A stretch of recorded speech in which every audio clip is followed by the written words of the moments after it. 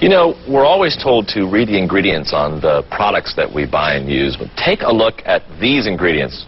I mean, unless you're a chemical engineer, this Greek gobbledygook means nothing to you. You don't know what you're using on your body or on your kids. In fact, you can get more information about the chemicals in a dog's flea collar than you can about the chemicals in baby shampoo. Triclosan is a synthetic antibacterial ingredient that's a chemical cousin to Agent Orange. Is triclosan in any of the products you use? Well, we're going to find out. Linda Shea has been speaking out about chemicals that we use in the day-to-day products, and what she has to say is pretty scary. Let's start off with a word that we might see on the front of some of these things we buy: non-toxic. Does that mean anything? Well, non-toxic, according to the cosmetic industry, means that only 49% of the laboratory animals died in the tests. If 50% or more had died, then it would have been considered toxic. But because the cosmetic industry is self-regulated since 1938, nobody has a right to see any of those tests. If they are so bad for us, why are we all I mean, if you look at these products here, many of them are stuff that you probably use at home. Why aren't we all sick or dead? Well, most of America is sick with some chronic fatigue. The immune systems are down. Visually, people have an accelerated aging. Most of our children today have illnesses and problems that they didn't have generations before.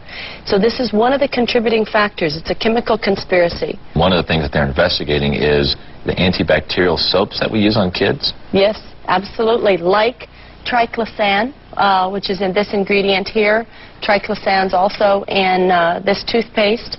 Well, if triclosan, I mean, that's the one that's the chemical cousin to Agent Orange, how does the federal government let that go in there? Again, because it's self-regulated. The cosmetic industry gets to determine all of its own safety data. Now, triclosan, according to the EPA, is a very serious insecticide-pesticide.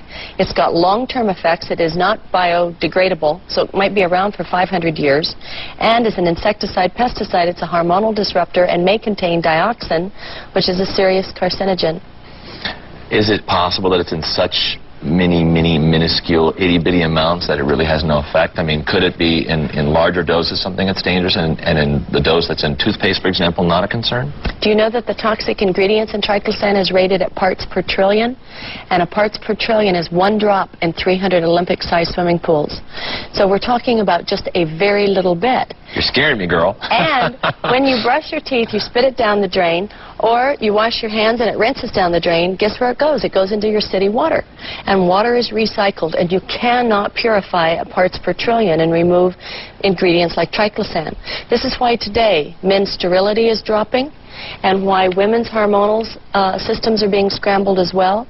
Discovery Channel 3 weeks ago said it may be that our future generations may be sterile. If they know that this is so bad, then why do the companies that make things like toothpaste put them in there? Well, the people that have patents on these ingredients want to make sure that the public has a very positive view of them. And it's only when Tufts University starts saying that triclosan actually is a potential mutagen, meaning it's going to mutate these bacteria to keep our immune system from being able to fight against it, that information is not made, that information is available to the public, but the cosmetic industry that has the patents on these ingredients, there's a lot of financial profit in many of these ingredients. That's why most of them are synthetic, because petroleum-based ingredients are what you get patents on.